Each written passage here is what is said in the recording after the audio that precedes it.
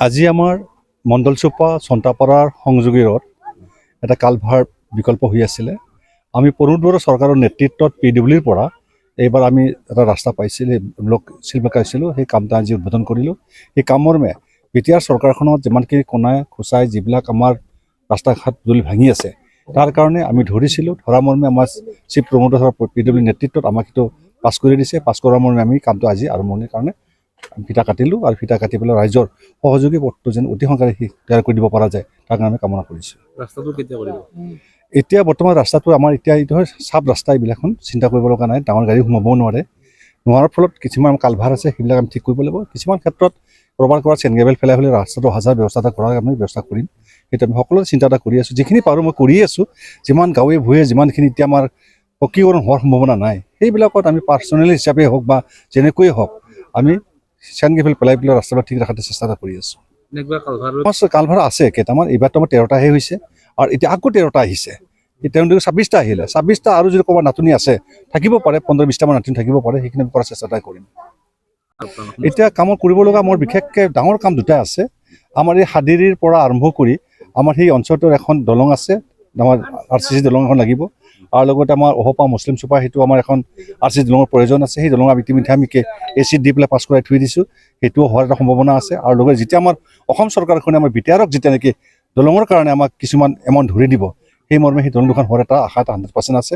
আৰু লগতে বহুতখিনি আমাৰ কৰণীয় PWৰ কাম আছে, সেইবিলাক ইতিমধ্যে আমি ষ্টেপ বাই ষ্টেপ কৰি আছোঁ। এইবাৰ অসম চৰকাৰৰ নেতৃত্বত বিটিআৰ চৰকাৰখনে আমাৰ গুডেলৰ কামৰ কাৰণে 12 কিলোমিটাৰ পাইছিলোঁ। সেই 12 কিলোমিটাৰ ইতিমধ্যে আমাৰ কাম সমাপ্ত হৈছে, বহুত কাম হ'লেই আৰু আমাৰ দুটা কাম কৰিব লগা বাকী আছে। সেই দুটা ইতিমধ্যে হৈ যাব মোৰ আশা এটা আছে। বগীৰবাৰী দলংখন ইতিমধ্যে আমাৰ নাবাৰ্ড বেংকে জুখি মাখি লৈয়ে গ'ল।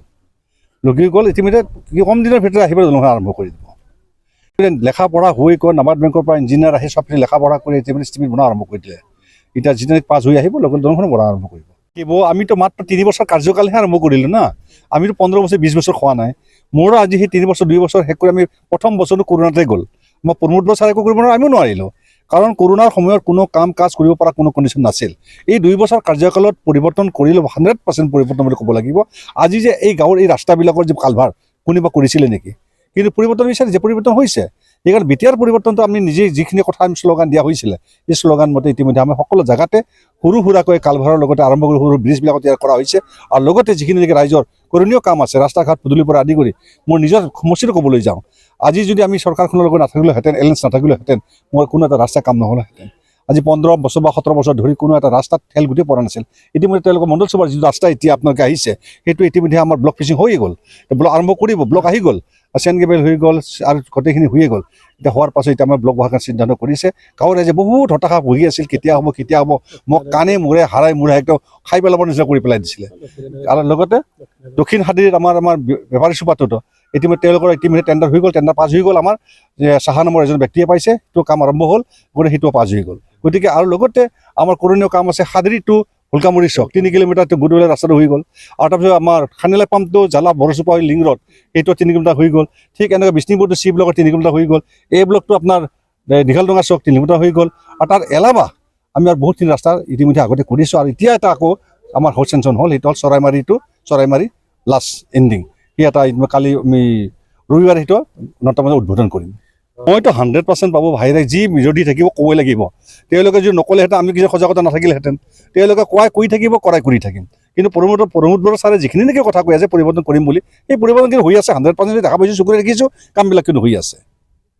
क'क्राझार नोगोरनि RNB लामाजों थांनाय बागानसालि वार्ड नम्बर 8आव रायजो राजाफोरनि गोग्गो देहा लाखिनो थाखाय सानजोरां इन्टारप्राइजआ गोदानै जेनेसा वेलनेस प्राइभेट लिमिटेड बेखेवदों।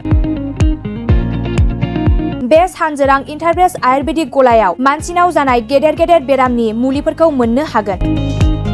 किडनिकाव अन्थाइ जानाय, आथिं आखाइ जरा जरा सानाय, लिभार गाज्रि जालांनाय, मोदोमनि माननाय आरो बेनि अनगायैबो बायदि गेदेर बेरामफोरनि मुलिफोरखौ बे सानजोरां इन्टारप्राइजआव लांफैनो हागोन। सानजोरां इन्टारप्राइजआव गासै बेरामनि मुलिफोरखौ हलसेल राङावनो लांनो हागोन। सानजोरां इन्टारप्राइज बिगोमाया फोरमायबावनाय बायदिब्ला नैबे 9954157149 जानबुं नाम्बारनि गेजेरजों नोंथांनि गोनांथि जानाय मुलिफोरखौ सुलाद लानो हागोन।